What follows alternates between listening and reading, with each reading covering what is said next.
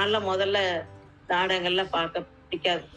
வேற ஆராய்ச்சி கட்டுரைகள், ஆங்கிலத்துல இருக்கிறது வர்றது, சயின்ஸ் சம்மந்தமா ஆராய்ச்சி இதத்தான் நான் பார்த்து, அது நம்ம புத்தியில ஏத்திக்கிறோம். அது மனசுல பார்த்துக்கிறோம். சந்தோஷமா அது ஒரு அறிவுரை மாதிரியோ, ஒரு பாடம் கத்துக்கிற மாதிரி மூளையில ஏத்திருப்போம். அதெல்லாம் கூட உதவி செய்யும். நெனச்சு பார்ப்போம். அந்த நெனவோட ஒரு இடத்துல பார்க்கும்போது அந்த நனவோட வரும். ஆனா தனிமையா இருக்கும்போது காலையில எந்திரிச்சு நாளே முடிவு பண்ணுவோம்.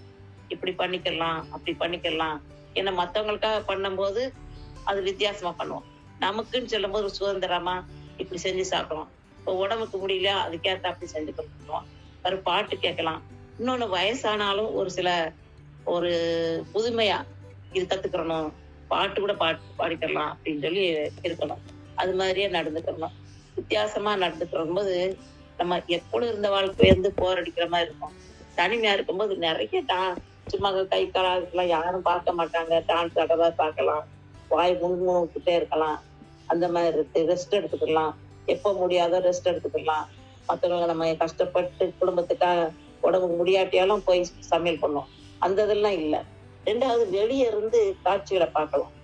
அந்த மாதிரி வெளியே நடையில இருந்து வெளியே போறவங்க வர்றவங்களையும் ஒரு பார்த்துக்கலாம். ஒரு வித்தியாசமான ஒருத்தர் நடக்கும். ஒரு குழந்தைய தூக்கிட்டு போவாங்க.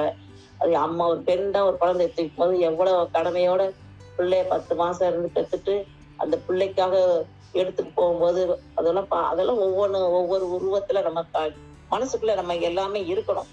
அந்த ஆராய்ச்சி பண்றது, கலையா பார்க்கறது, துன்பத்தையும் கலை நோக்குல பார்க்கறது, இது இப்படி ஆனா நல்லது. முதல்ல நம்ம மூளையில அது ஏற்கனவே பழகின பழக்கத்துல நமக்கு இருக்கும். அந்த மாதிரி பொழுது போனா நல்லா இருக்கும். வாழ்க வளமுடன்.